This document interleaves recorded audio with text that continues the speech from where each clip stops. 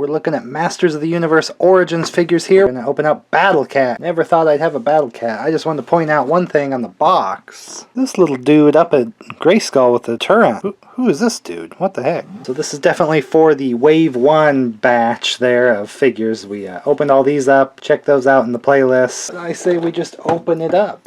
So I don't know how much of this box looks like the original Battlecat box per se, but so I never got to have the original figures. Slide him out. Snip him loose of all his little tethers here.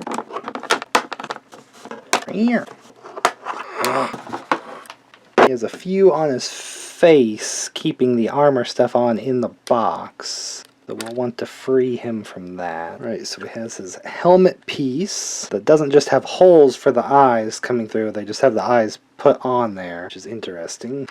And the saddle just kind of straps there. Just has the strap piece, and actually it could even come out. It's its own piece put in there like that. Then the cat itself, which the original, I believe, was just one solid piece. Like, it was just in its pose, you couldn't do anything with it. Now we've got like full articulation here with this guy.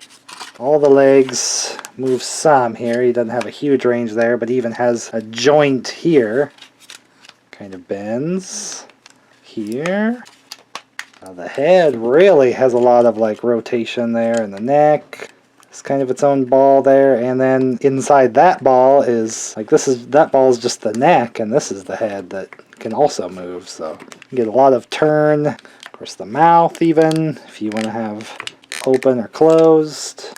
A little strange with the eyes there. That might just be what the original looked like, possibly what they were going for here, but this is no Cringer by the look of him.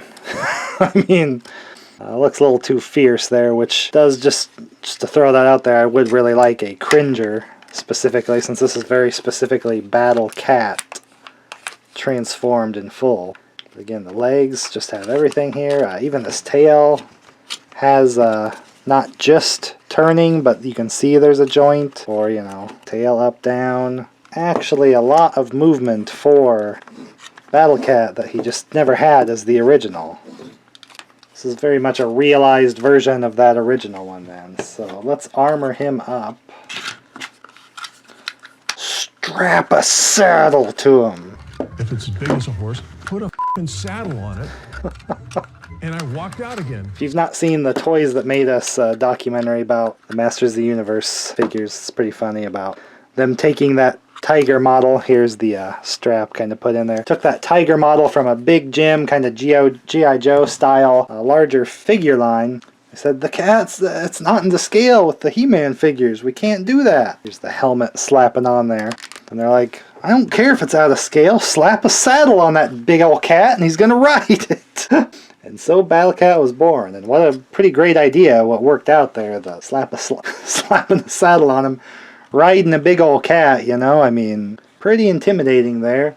Here's the first time I'm getting to put a classic style He-Man right on top of his Battlecat there. Ho-ho, cat. Looking pretty amazing there. Actually, in that same vein of taking from the other line, this is Beastman's whip that's also from that sort of line and set. That explains why the handle's so big. It's actually for a much larger sort of doll-sized figure, which is why he can't really hold it like this in his hand. And since the original figure came with something very similar, all the artwork on the original stuff has it on his big open hand here, and that just kind of goes around. Actually supposed to hold it in that hand, even though all the artwork for the Origins line shows him holding it in this hand with the smaller handle. So I didn't get any favors there on how he's supposed to hold that. But this is another carryover from, you know, another line Mattel had at the time, so they were just trying to repurpose stuff like the tiger mold and the whip. So kind of interesting where they're kind of reusing from other toys that they have made to incorporate it into another line.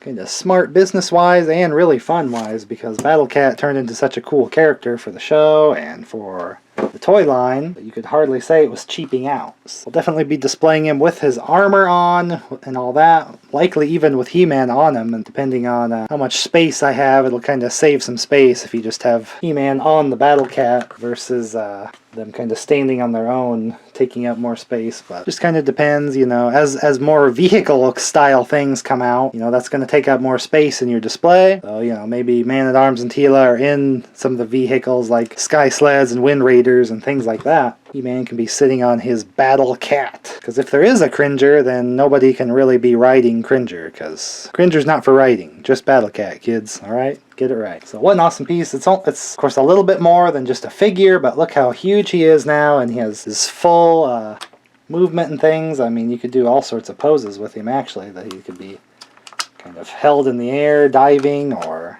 you know, he's like hitting one of Skeletor's dudes. The paw, tail, the neck. Here you got some turning. I always did love just the way his armor is with this, just the nose and horn piece and things. It's always a cool design, and especially the color combo of just his general crazy green tiger mix, but also, you know, slapping on the red armor like that just looks really awesome.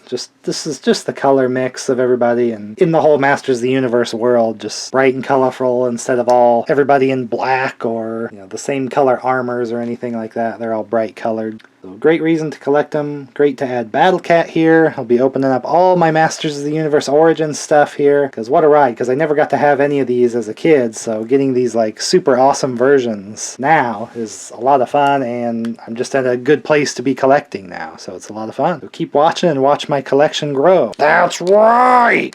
Remember, like, Battlecat, the weird voice? It's crazy. What do you mean weird? It's just very forceful. I don't know. He's a talking death cat, though.